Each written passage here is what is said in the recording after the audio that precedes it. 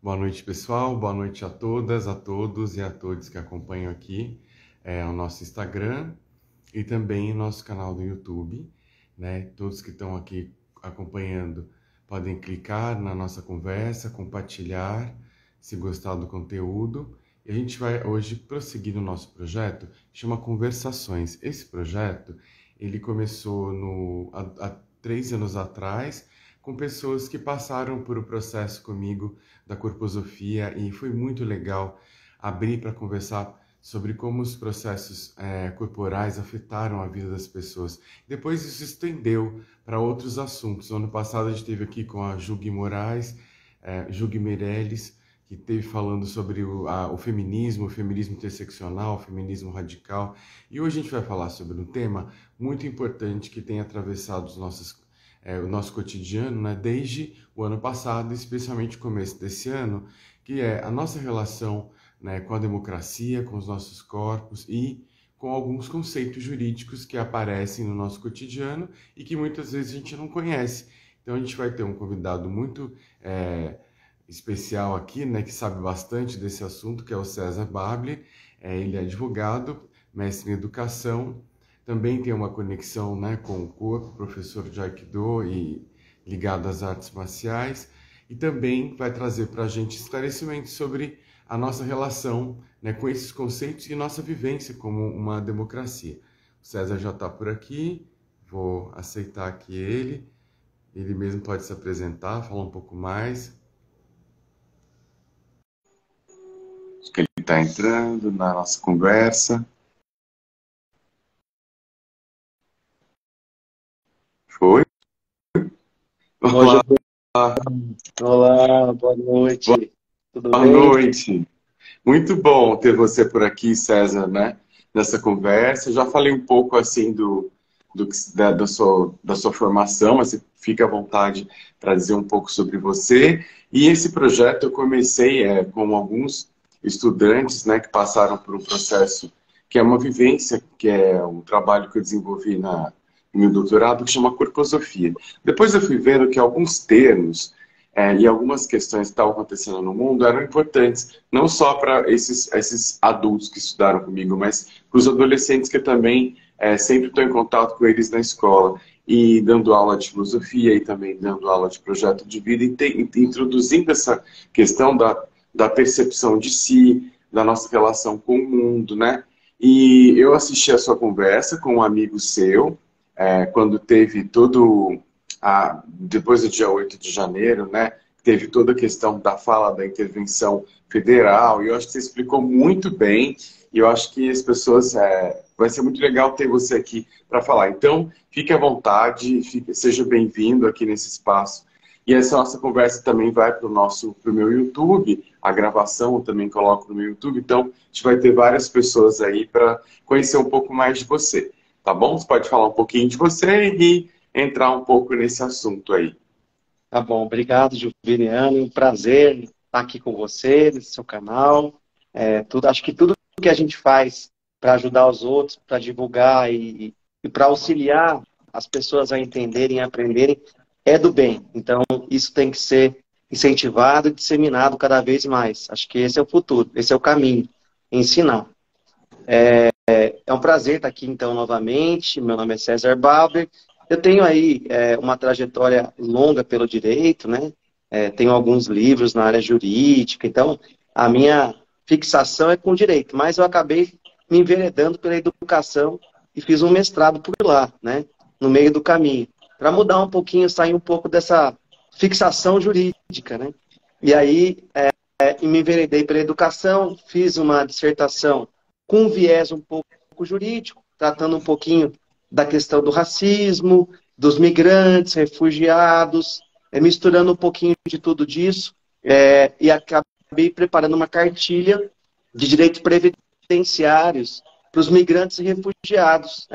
A dissertação culminou nisso.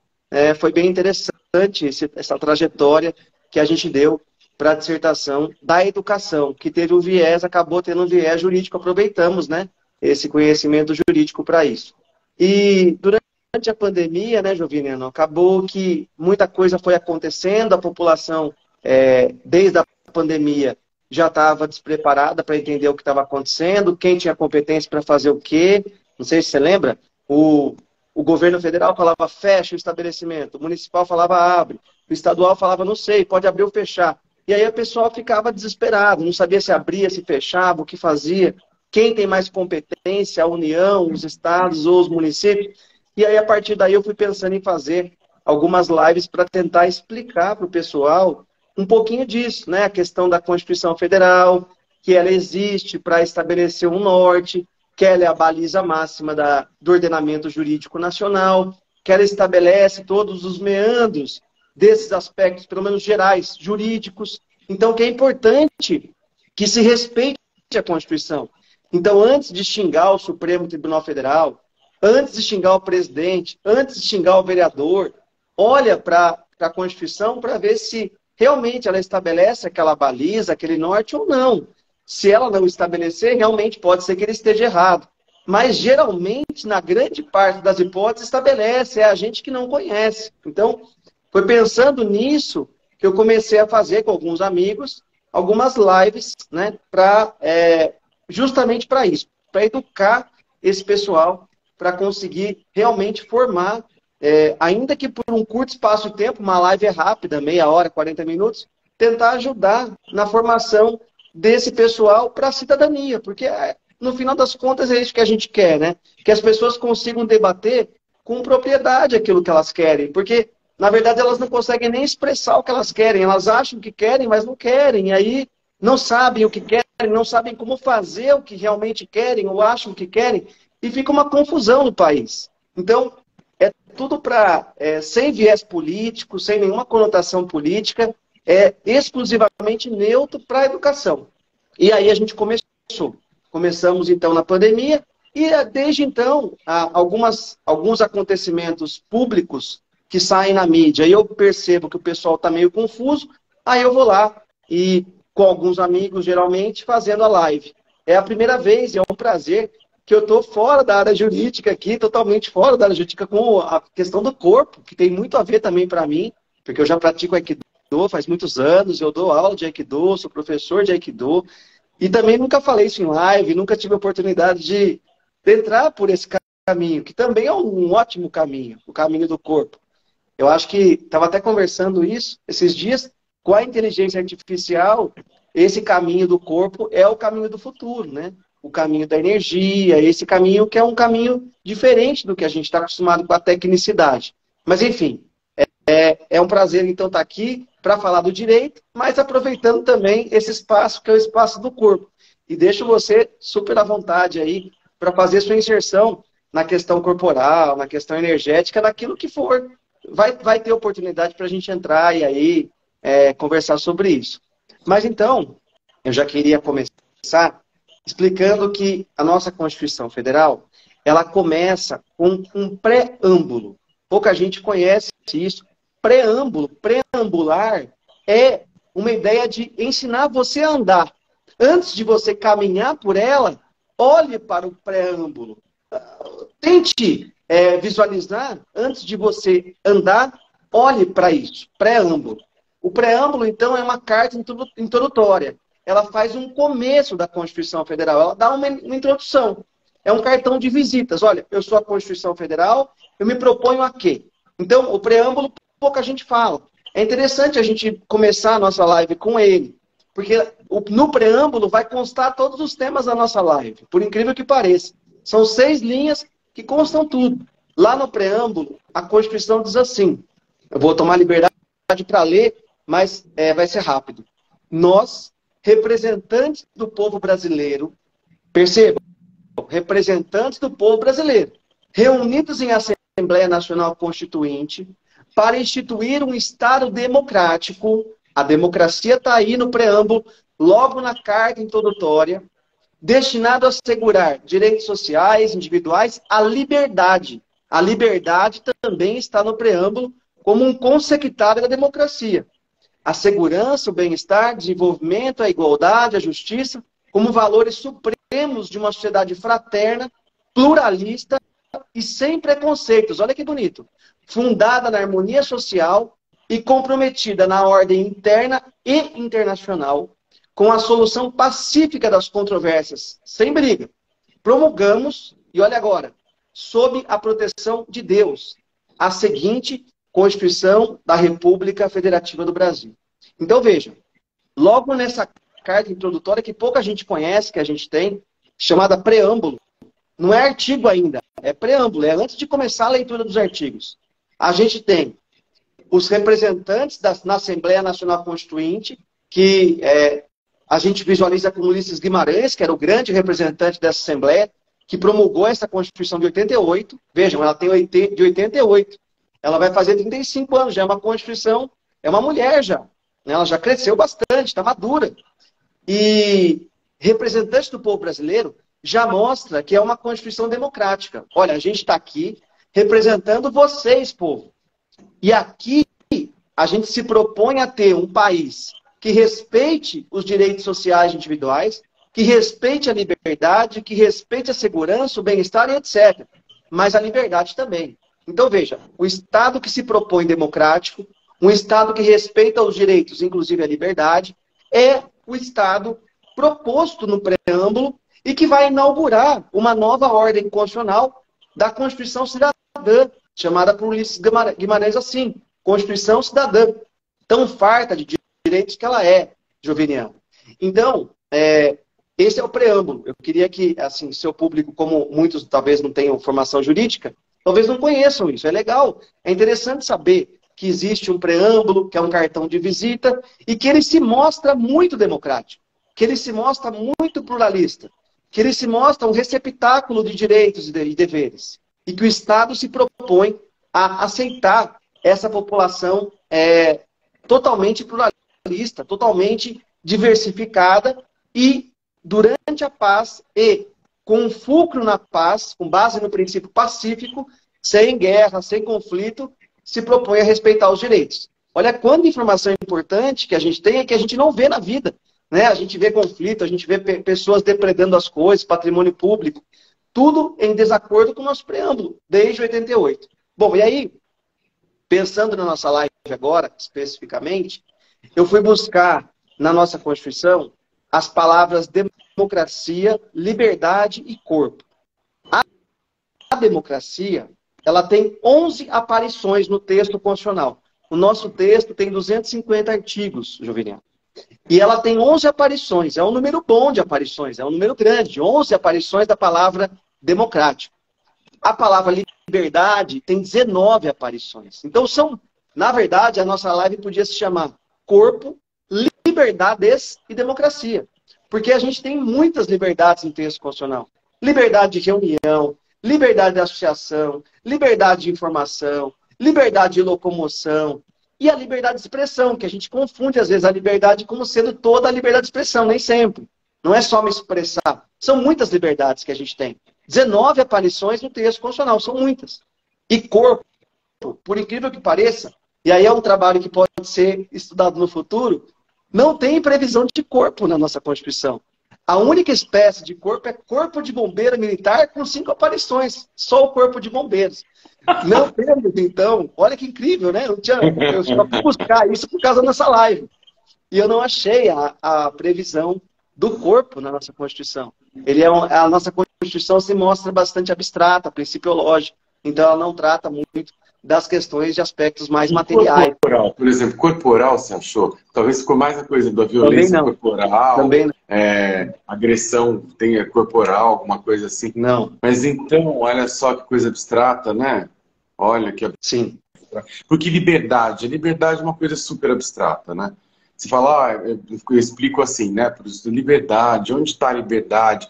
Porque a gente pode escrever sensações de liberdade, a gente pode imaginar a liberdade, mas a liberdade, lá na estátua da liberdade, são representações. A gente criou essa representação, que é uma ideia de liberdade, e criou muitas ideias. Eu acho que essa ideia, eu publiquei muitos anos atrás, quer dizer 20 anos, um artigo sobre o Estado Democrático, porque eu fazia mestrado do John Rawls, né? E aí, quase 20 anos atrás isso. E aí o Rawls tem uma definição do Estado Democrático de Direito muito interessante. Eu fui buscar nas origens, lá no Norberto Bobbio, no pessoal da da filosofia política. E a ideia de Estado democrático de direito é uma ficção, como o contrato social, dos contratualistas. É um monte de ficção que a gente cria na nossa razão para resolver os conflitos, né? Mas na raiz da coisa, o Estado democrático de direito ele surge para proteger o indivíduo da ação coercitiva do Estado. Quer dizer, o Estado, desde a sua origem, ele pode ser totalitário, ele pode ser violento, então tem que ter uma instância para proteger esse sujeito de um Estado totalitário. Aí surge a ideia de Estado democrático de direito. E aí a gente fala dessas coisas, né? Por exemplo, quando você vai dar aula de tolerância religiosa, de intolerância, aí fala, não, o Estado é laico, só o Estado é laico. Olha, os adolescentes, eles são muito rápidos.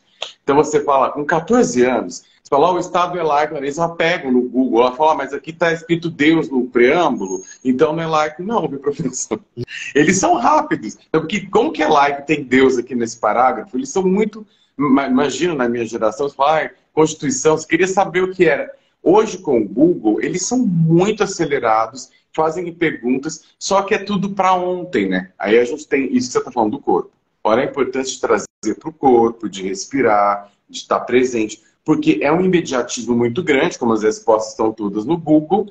O campo de absorção do conceito, o campo de assimilação do conceito não acontece, César. Então tem uma superfície de informação, ele vai ler lá, né, o Estado é laico, então você tem Deus, ele já critica aquilo, mas num processo de tipo, então como que é o Estado, como que nesse contexto, por exemplo, que aconteceu essas invasões de Brasília e tudo, a gente fala, não, isso é anticonstitucional, isso fere o Estado democrático de direito, como se fossem entidades separadas, que são abstrações, mas não são entidades separadas, porque elas atravessam o cotidiano.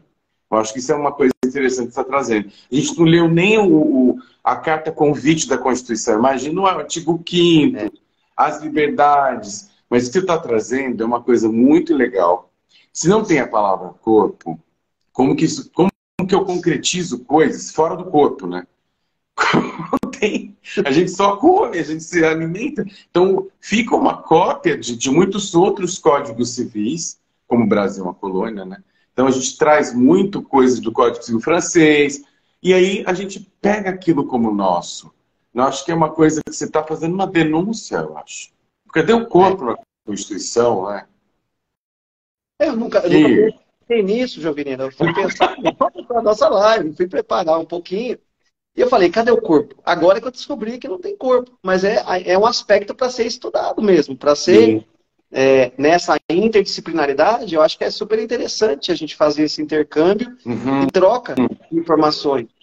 E você está falando... Até porque, vamos entrar na coisa assim, se a gente for pensar no contratualismo, como ele surgiu no Locke, no Rousseau, e o Kant é muito contratualista, né?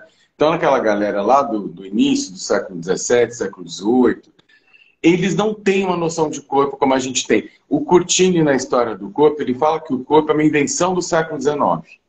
Porque à medida que você vai desenvolver a higiene, a noção de higiene, não tinha sabão, né? Não tinha sabonete. Quem tinha sabonete? Foi desenvolver sabonete por causa das feridas de guerra. E a gente vai desenvolver uma noção de higiene, de cuidados corporais que não tem. Então, talvez essas novas, não sei, né? Uma nova forma de pensar... corpos, eu fui numa exposição hoje, que está aqui perto na Dr. Quirino, aqui chama SEI o espaço, café dialógico. Chama corpos dissidentes, que são os corpos que, no século XIX, eram os corpos monstruosos, né? Que é os corpos que não se enquadram, e que, no século XX, vão ser medicalizados. Então, assim, não deixam de ser freaks para serem doentes. Mas eu acho que você está trazendo uma coisa, como a Constituição ela veio do contratualismo século XVII, século XVIII, e essa invenção de corpo XIX e XX, talvez não chegou. Olha como a gente tem que atualizar essas coisas, né? E olha que interessante o que você falou, que já preparou uma coisa que eu ia falar lá na frente, mas eu já vou antecipar, porque você já trouxe isso. Olha que legal, essa questão do corpo. O Nietzsche, ele dizia assim, né? Ensinar é educar a ver. É ensinar a ver. Educar é ensinar a ver. Ele dizia isso. E aí, ver sobre quais olhos? Sobre quais aspectos? Ver sobre o aspecto do corpo. E aí, nessa visão que você está falando, incorporando o conceito, incorporando aquela terminologia e fazendo com que aquilo passe a pertencer ao seu mundo. Essa é a ideia. E olha que legal isso, Joviniano, porque a democracia que a gente vive hoje, ela é chamada de democracia indireta ou representativa. O que significa isso? Logo no preâmbulo a gente leu que nós, representantes do povo brasileiro.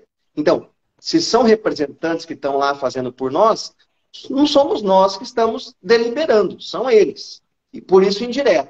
A gente elege deputados, a gente elege senadores, a gente elege prefeito, presidente, governador.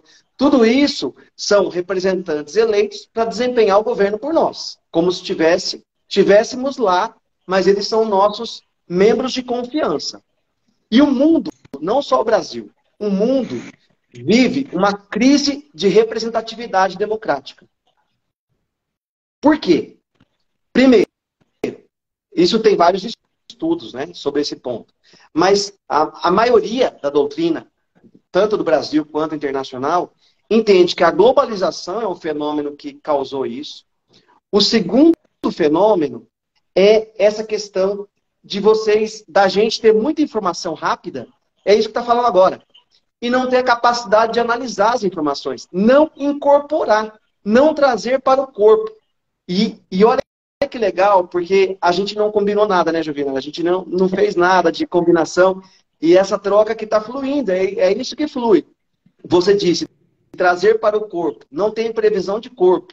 E a falta de trazer para o corpo é um dos indícios da crise de representatividade na nossa democracia e do mundo, que está causando a erosão democrática. A gente está vivendo uma era de ruptura desse, não é da democracia, mas desse modelo democrático que a gente tem. E aí muita gente, nos outros países, na Suíça é outra conversa, a gente não vai falar deles, mas em geral, União Europeia, etc., países grandes, está se vivendo essa crise também. E o pessoal sugere, existe a sugestão da democracia direta. O que seria a democracia direta? A democracia direta é aquela que a gente vivia em Atenas. Então eles iam até a praça, deliberavam, é o ideal, é o melhor dos mundos. Eu consegui votar. Agora, se estão com a inteligência artificial chegando, com o celular sendo capaz de fazer quase tudo por nós, e cada vez mais fazendo por nós, é possível que num curto espaço de tempo a gente consiga tomar decisões próprias, através dos instrumentos de tecnologia artificial, inteligência artificial, tecnológicos. É muito possível que isso aconteça, em curto espaço de tempo. E aí, eventualmente, vamos ser capazes de tomar decisões próprias, sem depender dos nossos representantes. Aí teríamos uma democracia direta de novo, voltando. Através... Esse é um problema. Sabe, não, estou trazendo uma coisa. Porque eu, por exemplo, né, teve uma experiência com uma adolescente, eu falei, nossa, como que é o TikTok, essa coisa toda. Então tem 3, 4 personagens, às vezes 5 personagens. E aí nessa participação, como que eu vou garantir, por exemplo, que eu não estou lá, né, com essa rapidez que eles têm, com 5, 6 perfis votando, e eu não sei se é essa pessoa que está votando ou não, nesse abaixo-assinado. Porque tem esses perfis, que eu não sei se esses perfis são reais, são robôs. Acho que aí tem um outro desafio, de saber como que essa pessoa, ela realmente está participando, um orçamento participativo, por exemplo, né? Tipo, a gente tem tanta essa grana aí, essa crise é tão grande, que você pergunta para a pessoa quem ela votou no vereador, quem você votou para vereador, que é o seu representante mais próximo, né? Não sei. Mas de quem você cobra? Quem você tem um buraco na rua lá dos Rubais, se você tem um problema no posto de saúde, com quem você conversa? Ah, tem representante do bairro? Então essas comunicações corporificadas são abstratas, parece que aquela entidade lá existe e agora, se eu posso no orçamento participativo, eu votar aqui da minha casa, que eu prefiro que essa verba seja destinada para comprar vacina, ao invés de sei lá, a quadra de esporte, as pessoas morrendo não vão jogar nada. Então eu posso colocar que a verba vá para aquele lugar, né, da saúde, por exemplo, ao invés... Como que eu vou saber, né, se essa pessoa que está votando? Eu acho que não é interessante, tem que ter uma... É a crise tecnológica também, né? Mas aí, Joviniano, a gente entra em outro aspecto, que é a regulação dos marcos da internet, dos marcos das redes. Você veja, vou fazer um exemplo bem esdrúxulo, mas compare com o Big Brother. O Big Brother, antigamente, as pessoas votavam, os robôs votavam e pessoas saíam do Big Brother por causa de robô. É a mesma ideia. Agora, eles estão desenvolvendo tecnologias que identificam que é uma pessoa humana que está votando e não um robô. Está melhorando. Eu estou só comparando, porque no Big Brother todo mundo quer votar. É a democracia direta. É você que está votando. Você não está elegendo alguém para tirar alguém do Big Brother. A mesma coisa pode acontecer se o Brasil e os outros países, tem países mais avançados nisso, desenvolverem esses instrumentos de regulação. Então, falta regulação nesses instrumentos tecnológicos. Aí talvez a gente consiga. Mas eu identifico um outro problema, além desse, mais grave talvez, que tem a ver com o corpo. Por quê? As informações são cada vez mais rápidas.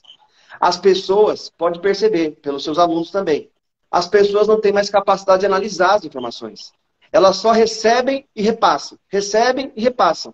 Não existe mais análise. Se vier, então, uma pergunta lá, na democracia direta. Vocês querem acabar com os impostos? 90% vai falar que quer. Mas eles não têm ideia de que o imposto também serve para custear a saúde, para custear a educação pública. O SUS é um puta de um sistema de primeiro mundo no Brasil. E aí o povo não tem capacidade de analisar porque não incorporou. Isso é uma fala que eu estou trazendo agora, por causa da nossa live. Não incorporando, a gente também não consegue desenvolver a democracia direta. É um problema crucial. Quanto mais o povo ficar superficial, sem analisar as informações, e quanto mais fake news tivermos, aí é outro assunto para a gente entrar daqui a pouco, tudo isso dificulta o exercício da democracia, seja ela direta ou indireta, ou seja, tanto faz. Vamos continuar tendo problema no modelo democrático, se tudo continuar como está. Se o povo não conseguir ter a capacidade de análise, isso vai continuar acontecendo, esse mesmo problema. Daqui 30, 40 anos estamos discutindo a mesma coisa. Então, esse é o grande problema. A incapacidade da população de receber uma informação, incorporar e fazer essa análise da informação. Então, olha que interessante, tanto na democracia direta quanto na indireta, a gente vê o problema da falta de representatividade na indireta ou da falta da capacidade de analisar a informação na direta como dificultadores do modelo democrático que a gente vive hoje. Então, precisa mudar. Alguma coisa precisa mudar. Precisamos melhorar com o povo nesse sentido, né? Então, acho que esse é um aspecto interessante. Você quer falar alguma coisa, comentar alguma coisa? Uma pessoa que comentou aqui Ju Fê, acho que é Ju Ferrobiten, não sei ler o nome. Tá assim, ela falando, voltando à questão, né, do corpo, ela fala que não tem uma fala do corpo, mas quando você fala do princípio de dignidade humana, esse princípio da dignidade humana tem a ver com com o tema da espiritualidade. Aí a gente pode pensar, talvez, com o tema da integridade. Sim. Ela está fazendo tentando salvar, né?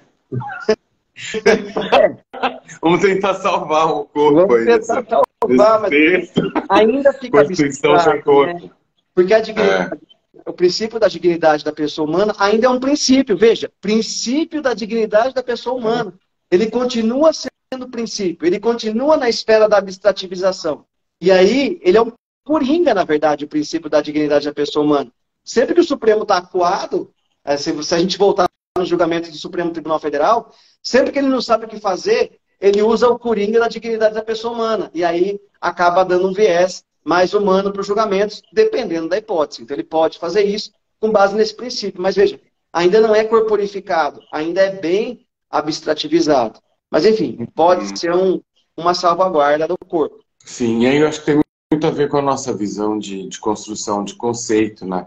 Você pega essa construção que vem, né, vem desde a geometria, né, o método de análise e síntese dos geômetras gregos, vai para o Descartes, chega no Kant. Todo esse método é um método muito abstrato, né? Você faz a análise, a síntese, mas se você for para um outro caminho, por exemplo, Spinoza, que você chamou, né, o Nietzsche, que leu Spinoza, que eles vão pensar que a razão está separada do corpo, o corpo é a grande razão. Esses princípios, eles podem vir de um lugar mais imanente, mais orgânico, né, quando eles vêm de discussões que são coletivas. quando eles vêm de escutas de movimentos sociais que são encarnados, que estão ligados a lutas encarnadas, lutas por sobrevivência, lutas por se posicionar, né? Então, se esses princípios passam a responder à partida, são construídos a partir de uma vivência, eu acho que eu lembro que eu acho que no Brasil você vai lembrar mais que eu disso. Acho que é o Miguel Reale que traz um pouco disso, né?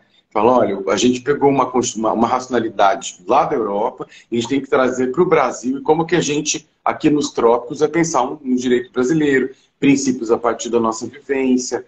Eu acho que talvez seja uma forma de resgatar essa corporealidade da dignidade, né? Porque quando você fala de integridade, por exemplo, também que é uma outra coisa, né? Estar inteiro é estar completamente, né? Porque como a gente fez uma cisão muito forte de corpo, mente, espírito, etc. Quando você fala que você está inteiro, pelo menos inteiro como, né? Tem pessoa que está aqui, mas não está, né?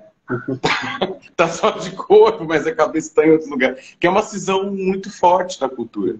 Mas integridade tem a ver com estar inteiro, né? Você estar inteiramente num trabalho. Isso tem a ver com integridade. Bom, eu nunca tinha pensado sobre essa pesquisa que você fez, viu?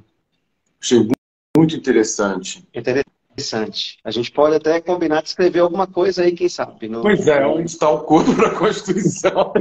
Cadê o corpo na Constituição? É muito interessante. Porque é onde a gente recorre. Porque vamos pensar na praxis, né? Quando eu converso com essa galera, né? 13, 14, é muito abstrato, estado de natureza, opaco. Eles acham... Quando falo, olha, eu vou pegar eu gostei dessa caneta aqui, eu vou pegar para mim. O que você vai fazer? Ah, eu vou chamar não sei quem, eu vou chamar a polícia, eu vou te pegar. Eu falei, quando você vem me pegar, você volta para o estado de natureza. Quando você chama a polícia, você volta para o estado civil. Então, esses acordos, ou PROCON, que eles acham que o PROCON também, isso é interessante. O PROCON é como se fosse uma entidade. Até entender, ó, tem um Código do Consumidor, Código Civil, a Constituição. E a gente recorre a essa carta da Constituição. Eu acho que é legal que você está trazendo, que é um lugar onde a gente se ancora para dizer que está vivendo numa democracia, né? Agora eu queria te fazer uma pergunta. A gente já entrou numa coisa... Por exemplo, eu vi que você falou com seu colega, eu achei muito interessante que as pessoas ficaram muito durante um tempo. Eu acho que eu não concordo com o resultado dessa eleição, eu quero uma intervenção federal para isso, para aquilo outro. Aí, de repente, acontece todo aquele movimento em Brasília e o próprio governo faz uma intervenção federal. Depois eu gostaria que você explicasse um pouco para a gente como que isso protege a gente e como que isso pode também ser uma interferência. Vamos supor que você seja uma pessoa de um outro grupo político, não uma extrema-direita, etc., mas seja um grupo de esquerda ou de extrema-esquerda. Seja quem for, né, de qualquer grupo, se esses grupos se tornam paramilitares, eles passam a ser uma ameaça ao Estado Democrático de Direito. Sim. Então, como que você pode falar um pouco sobre isso? Que eu acho que é muito legal quando você explicou, que eu entendi bem. Eu vou explicar, mas eu vou fazer só a balança que vai dar o gancho para a gente, da democracia, pular para esse tema, né? Certo. Você sabe que você conhece, com certeza, o Steven Levitsky. Ele tem um livro muito famoso que diz Como as Democracias Morrem. Não sei se você já leu, Joviniano, mas Não. Já ouviu falar? Pode falar pra gente, pode falar. Não, ouvi falar, mas eu li. Esse autor, ele estabelece 4 pilares, 4 indícios de que a democracia daquele país está morrendo. E olha que interessante isso para a gente olhar para o nosso... como um retrovisor para o nosso país, né? Se a gente for vendo na história, a gente vai fazendo checklist.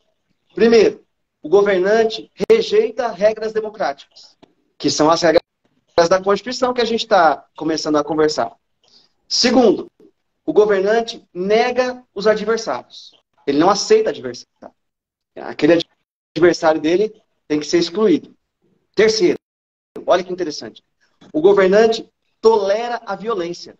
Não é que ele incentiva. Também pode ser incentivo, mas ele, só de tolerar, só de falar, tudo bem, isso aí pode fazer.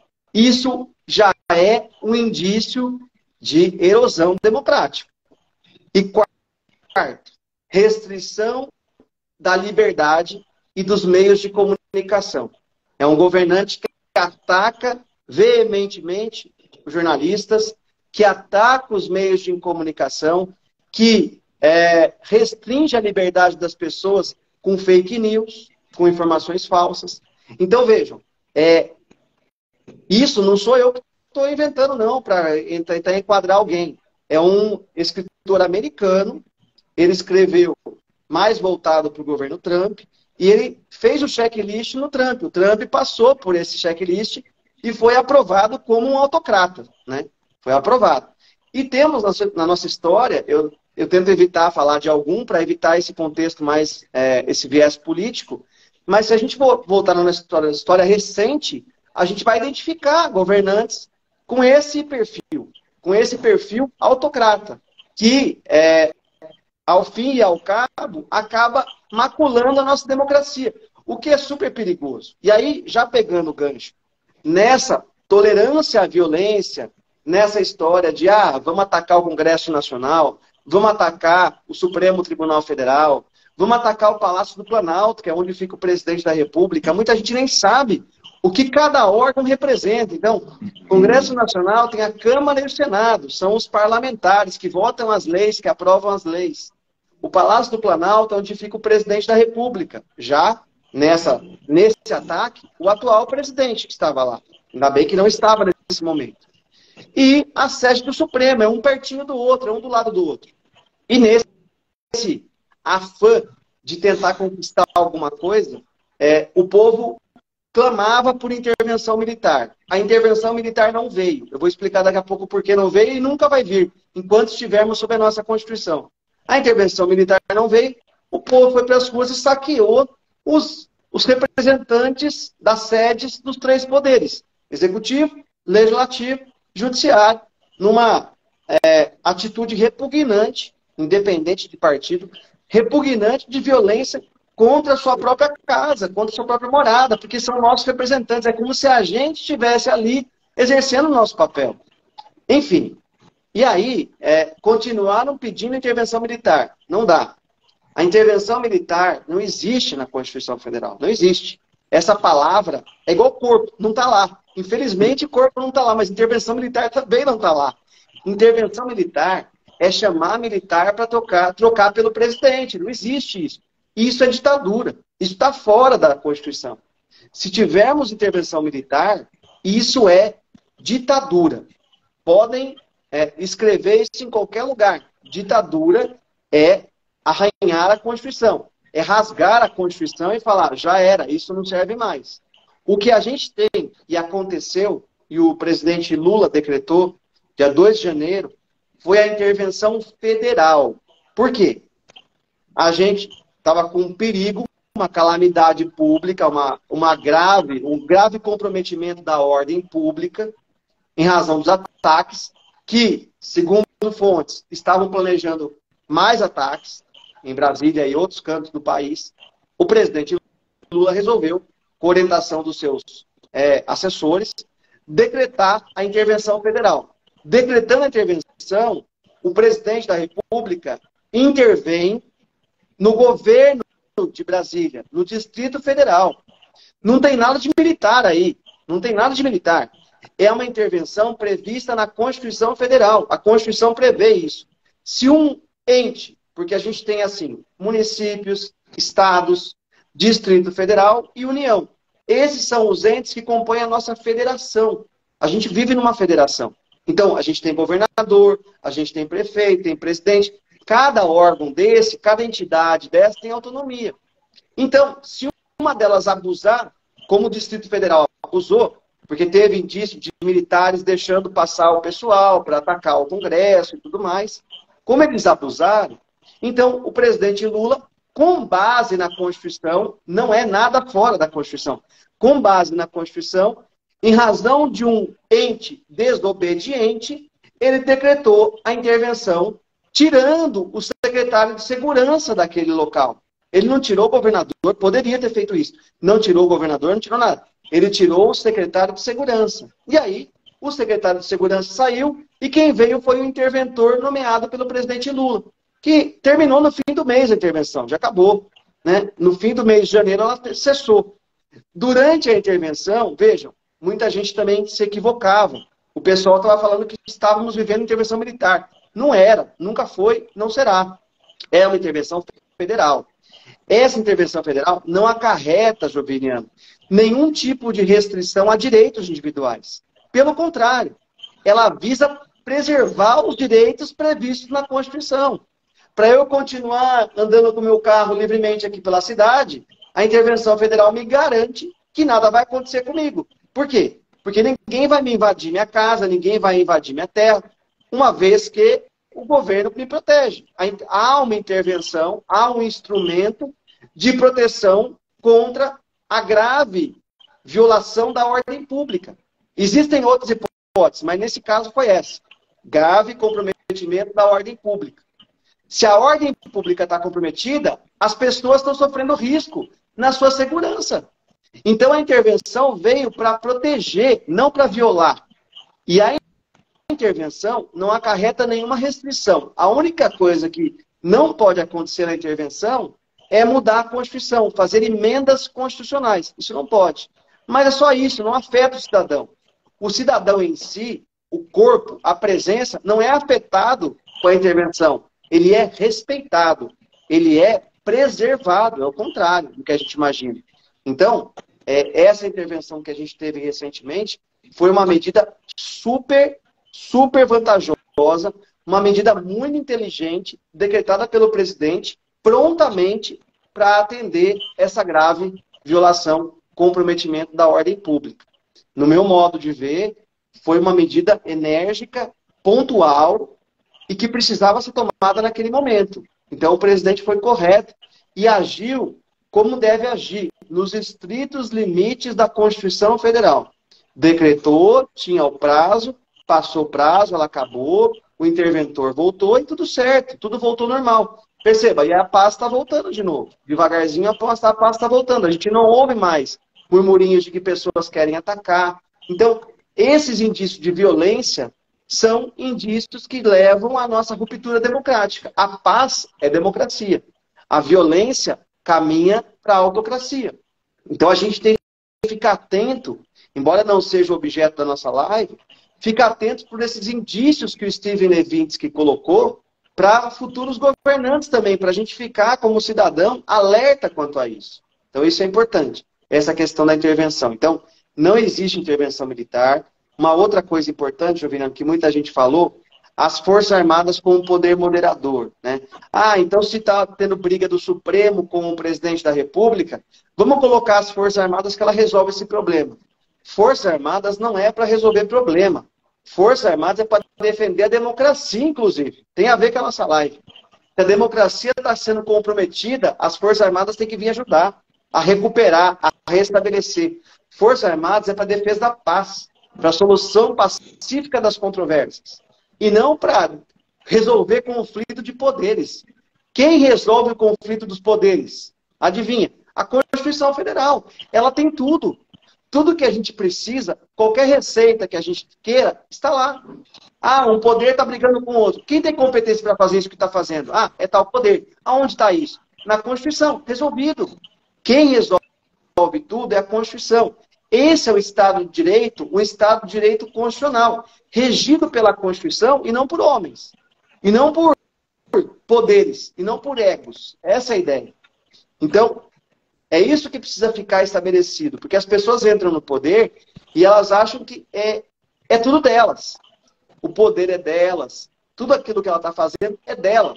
Não é nada dela. Ela é uma mera gestora e ela tem que cumprir o ordenamento jurídico constitucional. Então, Forças Armadas não servem como poder moderador. Isso aconteceu lá na época de Dom Pedro. Ele colocou as Forças Armadas como poder moderador, mas era um monarca, era outro contexto. Lá cabia o poder moderador. Não existe mais aplicabilidade do poder moderador no nosso contexto social. Não existe mais. E as Forças Armadas não intervêm em ninguém. Pelo contrário, elas restabelecem a paz, elas visam fortalecer a democracia. Então, é tudo o contrário do que o povo fala, do que sai na mídia, etc. É muito ao contrário do que muita gente disse. Não é isso. Está tudo de acordo com a Constituição Federal tudo respeitando os parâmetros constitucionais. Então isso é importante que se diga. Intervenção federal não tem, Forças Armadas como poder moderador não é. As Forças Armadas, Joviniano, elas são vinculadas ao presidente. Então, é muito espertinho o presidente que quer colocar as Forças Armadas como poder moderador, porque as Forças Armadas são subordinadas a ele. Ele que nomeia os ministros das Forças Armadas. Então, são hierarquicamente subordinadas. Se elas vão resolver conflitos, elas vão tender a favorecer aquele que tem hierarquia sobre elas. É normal isso é comum. Então, eu estou dando preferência para o executivo e violando a separação e a harmonia dos poderes, que é equilibrada na forma da Constituição. Então, essa ideia de Forças Armadas com um poder não tem cabimento na nossa ordem constitucional. A ideia que você pensa desde o começo, né, do contrato, tem um texto, eu também escrevi tem muitos anos, que é sobre a ideia de alienação total, né? Que o Rousseau fala, quando você entra nessa ordem jurídica, você faz uma alienação total. E quando eu li isso, pensando em corpo, né, que eu sempre falei, nossa, mas você não é dono do seu próprio corpo? Como assim, né? Você não é dono de si, você se alienou para um Estado, mas é uma troca que ocorre ali, né? Você entrega aquilo e você ganha uma proteção e uma segurança que você teria que fazer por si mesmo. Então, esse poder aqui não é moderador, né? Ele tem uma função em relação, ele tem uma função ali, né? Diante dos poderes. Então, ele tem uma função protetiva. Porque senão você volta para o olho por olho, dente por dente, faz justiça com as próprias mãos, sai todo mundo armado, atirando em todo mundo, porque senão você perde a função de pagar os impostos para se sentir protegido, de fazer o acordo, né? É interessante isso quando uma pessoa comete um crime em outro país, né? Ela é devolvida para o país de origem. De certa forma, ela pertence. A gente tem uma relação de pertencimento com o país que a gente nasceu. Então, essa ideia de... Aí tem outras questões que eu acho que a ideia de autonomia fica muito em xeque, né? Quer dizer, o que eu posso, o que eu não posso. E, de certa forma, eu concordei com esse Estado, que eu nasci nele, né? E compõe as regras desse Estado, para me sentir protegido, seguro e etc. Aí vem outras questões filosóficas, né? Sobre a democracia, sobre o anarquismo, sociedade de gestão, que não é muito nosso tema. Mas pensando na lógica da coisa, né? Você vê, como você disse, não é um poder moderador, ou seja, ele não tem um poder, ele está em relação aos poderes. Isso, a pessoa deveria se sentir mais protegida, né, pela lógica. Isso. Mas não, parece que tem uma inversão. Agora, eu acho que as fake news, elas fizeram um serviço muito grande nisso tudo. Tem uma live do Nicoleles enorme, tem duas no YouTube, que ele vai explicando, ele é neurocientista, né, os dispositivos que uma fake news faz no cérebro, por exemplo. Toda essa parte do nosso cérebro, que é o neocórtex, que é lógico, dedutiva, que é racional, tem causa e consequência, né? Ela é burlada, porque eles conseguem fazer um texto que acessam gatilhos do sistema límbico, do cérebro reptiliano. Então, as pessoas veem aquilo, elas são acionadas num lugar de não racionalidade. Elas parecem que ou elas vão correr, ou vão lutar, ou vão congelar, e é feito de um jeito que as pessoas não raciocinam, elas simplesmente entram em pânico e por medo elas repassam um monte de mentira, né? Eu acho que é muito bem arquitetada essa escrita dessa fábrica de mentiras que a gente está falando, né? Que é uma coisa que é óbvio para a gente, está raciocinando, pensando, não, então tem sentido nisso acontecer. Você conversa com algumas pessoas, fala, você percebe que não tem lógica nenhuma. Elas não percebem que não tem lógica, porque acessou um lugar delas que não tem lógica. É um lugar de correr, lutar, congelar, é um lugar de um animal em fuga, né? E aí você tenta acessar essa racionalidade, acessar um diálogo, e fica muito difícil de dialogar. Eu acho que esse é um desafio para agora, para esse momento que você falou, não, agora a gente parece, né, que a coisa está mais tranquila. Nessa, né, a gente já sabe, de repente surge um menino lá na cidade aqui do lado e solta bomba na escola, que é nazista, uma coisa assim, uma coisa muito que a gente está vendo. Mas pensando que você tem um período de trégua agora, né, como a gente pode trabalhar com as pessoas para elas corporificarem mais, né, para elas assimilarem mais e acessarem essa outra camada que é, olha, vamos respirar umas 2 vezes e ver quais são as fontes do que você está repassando. Será que é verdade? Que consequências isso pode gerar? Né? Eu acho que isso é um convite, um desafio para a gente agora, Sim. nesse momento. Eu acho também, Joviliano, que o Estado aí também tem um papel muito importante nesse momento de trégua. Por quê? Isso também acontece no mundo. Está faltando regulamentação dessas milícias digitais. São milícias, verdadeiras milícias digitais, que trabalham em prol do fake news, do discurso de ódio, tudo isso que a gente tenta combater. E a gente faz o trabalho de formiguinha, enquanto as milícias fazem um trabalho de alto escalão. É difícil conter isso. Então, tem que ter o Estado. O Estado também serve para isso.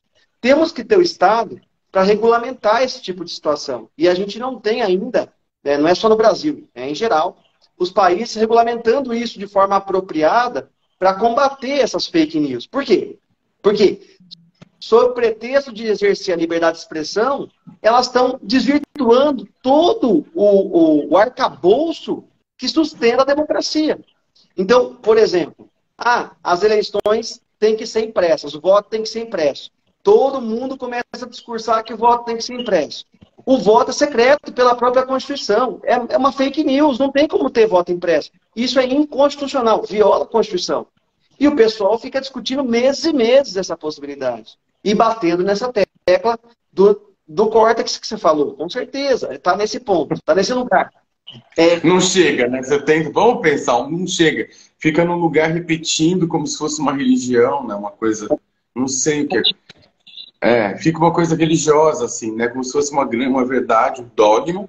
E sendo que a gente está pensando que tudo que você está dizendo da Constituição, para ela chegar na Carta de 88, teve que ter muita reflexão, e muitas pessoas também se sacrificaram para isso, não é de repente surgiu uma Constituição, né? Eu acho que isso é interessante trazer. Teve, na época, eu lembro, né, que eu estava estudando bastante o Rawls, como que ele influenciou a escrita, a ideia do princípio da diferença, a ideia de que se você tem que pensar, por exemplo, a possibilidade de um imposto de renda negativo, da inclusão dos menos favorecidos, porque senão você vai gerar um grupo de pessoas, se você não pensa em inclusão, se você não pensa em igualdade equitativa de oportunidade, você vai gerar um grupo de pessoas que vai ficar cada vez mais à margem, e aí eu quero me proteger de todos os bandidos da cidade.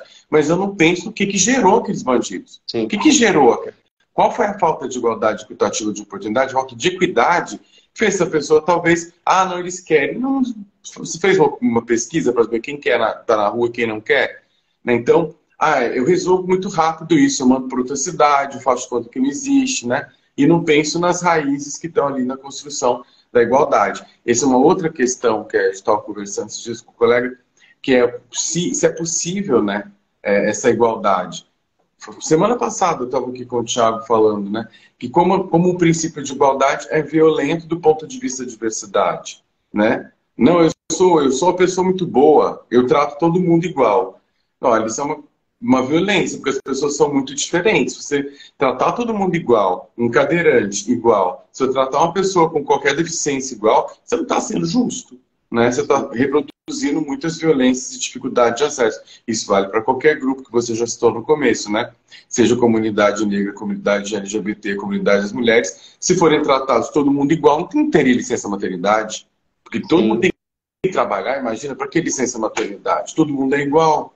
Não, aquela mulher precisa da licença maternidade. Essa é uma diferença marcada que tem que ser considerada, né? Então, essa discussão dos conceitos, ela tem que acontecer, né? Claro, com muito afeto, muito contato, mas tem que ter uma racionalidade, porque senão as pessoas ficam reproduzindo mentiras a partir do medo. A partir do medo. O Brasil é pela Venezuela, a não sei o quê. Você fala, gente, por que você tirou isso? A partir do medo que vem essa fala, né? E chega no ponto, Joviliano, das pessoas desacreditarem do próprio sistema eleitoral, como a gente estava conversando no começo. As eleições são fraudulentas, as eleições são nulas.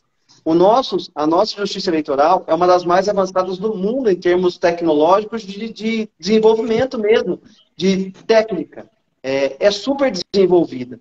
É exemplo, pessoas de outros países vêm pegar referência aqui para criar, para desenvolver lá. E aqui a gente divulga esse tipo de fake news, dizendo que não vale. Mas veja, a gente volta de novo naquela ideia do Steven Levitsky, que voltamos lá. rejeita a regra democrática, o sistema eleitoral é a democracia. Nega o adversário, porque ele provavelmente vai ser eleito pelas urnas, tolera a violência, podem atacar o sistema eleitoral e restringe os meios de comunicação, divulgando fake news. Vejam que é tudo junto, não é um checklist à parte, são vários. Eles se aglomeram e formam esse bolo que corrói a democracia. Não é uma coisa que vai acabar com a democracia da noite para o dia. Vai corroendo como uma ferrugem. E se a gente não trabalhar isso, não ficar olhando para isso, com o tempo ela realmente vai se corroendo e dissolvendo. É muito perigoso, né? Parece que, não, isso é normal, acontece. Não pode deixar acontecer. A gente tem que trabalhar, cada um na sua área, né, para que isso não aconteça e que o Estado nos fortaleça nesse sentido. E por isso que eu volto.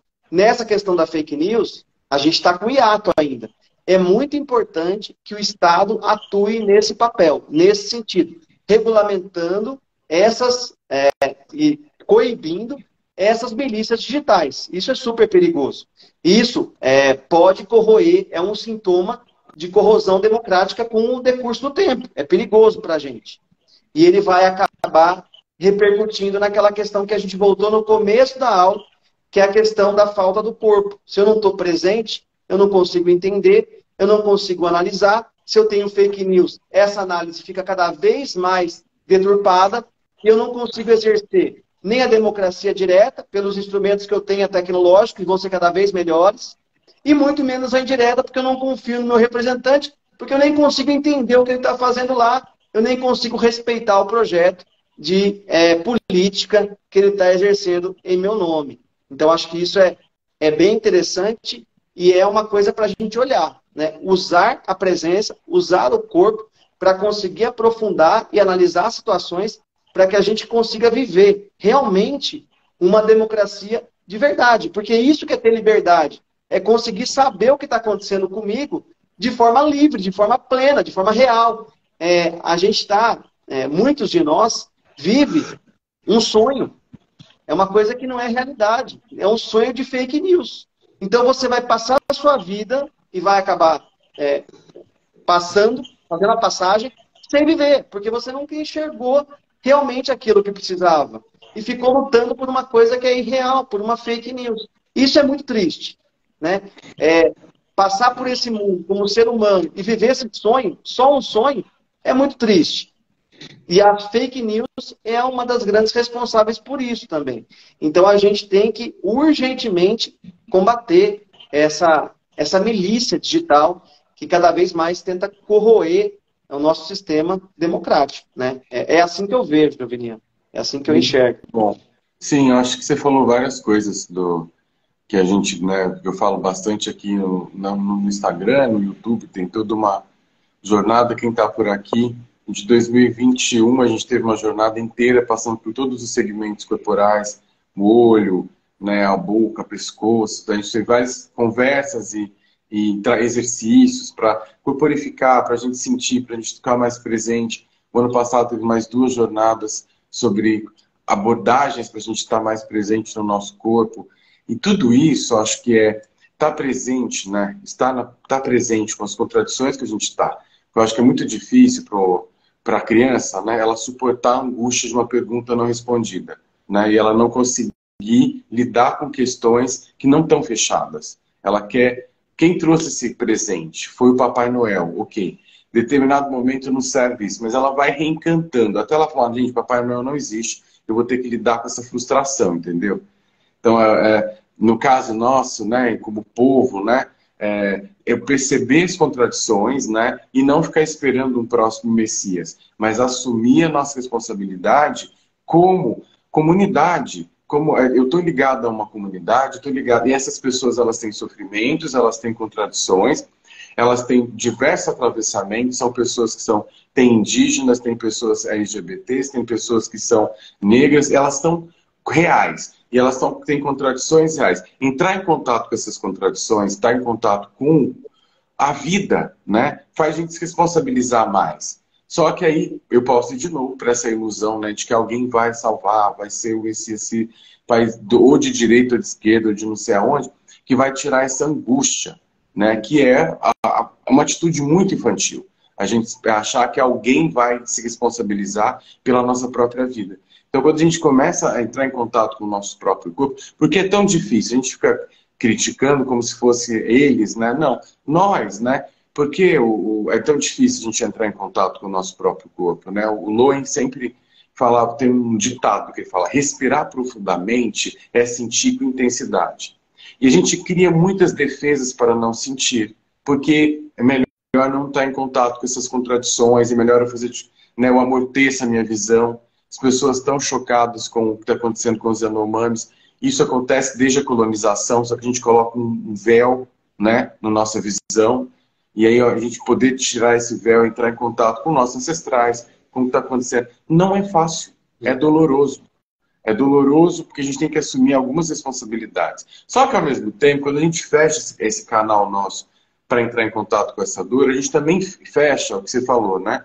O contato com o prazer, com a alegria. A gente não vive a vida, né? Não vive a vida com as suas contradições. Ela tem uma dor, mas também tem prazer, tem a alegria do encontro, tem as boas conexões. E essa desconexão dessa ausência do corpo na Constituição, em tudo, não é à toa. A gente se defende de entrar em contato com as nossas dores. Só que também perde muito do prazer de viver e de estar em relação, de conectar com aquelas pessoas e de construir redes reais, redes vivas, né? Que tem dor, que tem prazer, que tem contradição. E aí isso é um processo de se tornar adulto. Eu acho que você falou que a nossa Constituição é de uma mulher adulta de 35 anos, né? E aí se tornar adulto é se tornar responsável, né? De todos os aspectos da vida. Seja da alegria de estar em conexão, também das dores e de se responsabilizar e não ficar no lugar infantil de que alguém vai resolver isso, né? Quem poderá nos defender? Aí aparece o Chapolin lá para... Não, é a gente que vai se defender, né? É a gente aqui que vai se defender, a gente que vai conversar, vai fazer rede, né? Então, a gente pode... Estamos com 1 hora. Eu acho que já está... Não sei, eu vou abrir para você dar suas palavras ou alguém fazer alguma pergunta. Já está a gente ir fechando.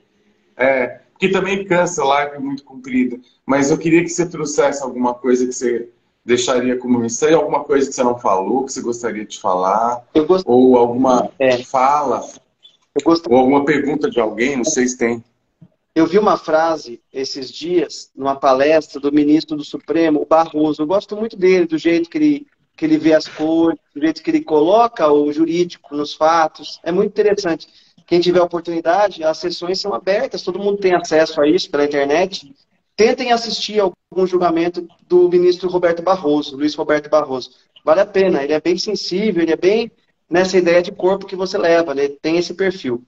E ele disse que, e agora eu estou trazendo para mim a palavra e incorporando aqui na sua, voltando para o Rousseau, contrato social, o Barroso diz assim, a gente precisa fazer um pacto de integridade, que é o contrato social do Rousseau, o pacto de integridade. O que ele diz? No espaço público, a gente não pode desviar dinheiro. Olha que simples a frase. A gente só tenta não fazer isso. Não desviar dinheiro. E no espaço privado, não passar as pessoas para trás. Eu acho muito bonito, muito significativo isso. É uma coisa tão simples e, ao mesmo tempo, que está faltando tanto para a gente, né? No espaço público, não desviar dinheiro. No espaço privado, não passar ninguém para trás. É um pacto de integridade. Que, assim, é um contrato social, se trazer para o Rousseau, de integridade agora, não só de convivência. Porque a gente falou a live inteira do contrato social da Constituição. Mas agora a gente está trazendo um elemento a mais, que é o elemento ético, o elemento moral, né? Trazer um pouco mais para o corpo, talvez, isso. Né? Que é essa questão de olhar para o outro e não passar ele para trás. Saber que ali existe uma pessoa, saber que existe ali uma dignidade humana, como falaram no começo da live, saber que existe um corpo ali, uma vida que tem que ser respeitada. Eu acho que esse é o começo. Talvez se a gente conseguir voltar para a origem, a gente consegue recomeçar bem as coisas. Porque o que está faltando é isso, né? A questão dos índios que você falou agora, está faltando o respeito ao outro. Não passar ninguém para trás, não passar o índio para trás, não passar o negro para trás, não passar o deficiente, o idoso para trás. É isso que é não passar o outro para trás. E no espaço público, os políticos em geral, não desviar o dinheiro, isso já basta, já é um bom caminho. A gente consegue voltar para a origem e quem sabe tentar fazer um mundo melhor, porque a gente está aqui para isso, para ser feliz, né? É aquela história. Também sofrer, porque faz parte, mas ser feliz. E viver isso com integridade e com presença. Eu acho que esse é o caminho, né? E essa frase que eu acho que ela sintetiza bem e consolida o que a gente falou do contrato social constitucional, mas agora com esse viés, respeitando o próximo, que é uma lição da Bíblia, é uma lição religiosa, mas também é uma lição ética e jurídica que tem que ser. A gente tem que olhar para isso, que é tão simples, mas está faltando, pelo que eu vejo, muita gente olhar para esse pequeno detalhe. Muito bom. Muito grato, César. Eu acho que você que é um educador também, a gente tem uma missão aí, né? De trabalhar essa inteligência e como acho que uma coisa que fica para esse ano, como sensibilizar as pessoas, atravessar um pouco da barreira da fake news. Eu acredito que para mim, para a gente, é sensibilizar, é tocar as pessoas num lugar que elas veem que esses valores, eles são importantes para a manutenção da vida no planeta. Sim. Quando a gente fala de não violência, quando a gente fala de integridade, a gente fala de conexão, né? Tudo isso são valores humanos que, independente das religiões, né, independente das doutrinas que as pessoas seguem, são valores fundamentais para a continuidade da vida do planeta. Você citou tanto o Rousseau, o Reich também gosta do Rousseau, e ele fala uma coisa interessante: a gente não possui a vida, né? A vida nos possui. A vida quer atravessar, a vida quer passar através de nós. E a gente pode facilitar o fluxo da vida, né? Com esses valores de integridade, da verdade. E é uma busca nossa, né? Assim, ninguém está aqui dizendo, eu vivo isso. Não, a gente está todo mundo construindo relações e revendo esses conceitos e olhar para essas leis e eu incluir cada vez mais, né, as diferenças. Eu acho que esse é o século XXI, que a gente está numa rede, a gente está vivendo em rede. Agora, que tipos de conexão a gente quer fazer? Fiquei muito feliz de conectar com você hoje. Acho que é muito legal as pessoas seguirem lá você no Instagram, seguirem as suas falas, sempre esclarecem muito, trazem um jeito muito simples, uma linguagem que às vezes você escuta advogados e fala, nossa, parece que está falando outra língua. Você traz uma linguagem muito legal, que eu acho que esse é o caminho, sensibilizar e a gente atravessar essa barreira da mentira para se conectar com a verdade, mais dura que seja. Por mais dura que seja, mas é a verdade, né? E trabalhar nesse solo mais verdadeiro e que dá frutos que permanecem, né? E olha que bonito que você falou, Joviniano. Nem ia falar disso, mas tem um livro da Hannah Arendt, ela chama Entre o Passado e o Futuro. Você deve ter já ouvido falar. O Celso Laffer, ele faz o prefácio e ele diz que o futuro da civilização está na disputa da narrativa da verdade factual. Então, aquilo que é verdade, é exatamente o que você está colocando aqui. O nosso futuro é isso, é tentar colocar a verdade factual para as pessoas para conseguirem entender com integridade, com inteireza, aquilo que realmente existe, né? E que elas precisam conhecer. Muito legal. Eu fiquei muito bom. Eu tenho um canal no YouTube e também tem um Telegram, que as pessoas podem me procurar, que eu mando o link. Se você quiser colocar essas referências que você mandou, eu coloco tudo lá no Telegram. Se você tiver PDF, tiver link, a gente coloca tudo no Telegram, porque o Telegram, ele fica lá, né? Então, desde a primeira jornada que eu fiz, 2021, todos os links estão lá, todo o material de apoio está lá, e eu coloco lá sempre os links e o que vocês mandarem, todo mundo que passou por aqui, eu deixo lá no Telegram as referências também, que as pessoas podem ler depois, que elas vão assistir a gente depois e manda. Hoje eu recebi uma conversa assim, de uma fala do ano passado. A menina falou, que livro é aquele que você falou com a Paula Fernanda? Eu falei, não, o livro chama Alegria, do Loen, Então eu vou trazendo. As pessoas, elas procuram. E lá no Telegram, tendo essas referências, elas podem achar. E a Hannah Arendt tão atual, né, que você está trazendo, que é a condição, é isso. A gente não está falando de uma natureza humana prévia, de um indivíduo abstrato, de alguém, não. É de uma condição humana que tem um sofrimento e que a gente pode estar junto com as pessoas nesse sofrimento. Ele é compartilhado e pode ser atravessado como coletivo. Eu acho que esse é o legal da gente estar aqui junto. Como coletivo, a gente pode atravessar esses sofrimentos, aprender com eles, né? E não ter que repetir, uma invasão, uma coisa que parece tão desconectada, porque a gente pode fazer de um jeito melhor, mais construtivo e menos violento, né? E menos violento. Joviniano, eu fiquei muito feliz pelo convite, fiquei surpreso com a live, com essa interação, porque com o pessoal do direito a gente conversa e vai conversando, mas com você, que também não é fluiu muito, muito bem, tanto quanto quem é do direito. Então, assim, é muito legal essa experiência para mim, é uma experiência diferente, nova. Aprendi muito com você, fico muito feliz por Eu isso. também aprendi. Fico muito feliz por isso.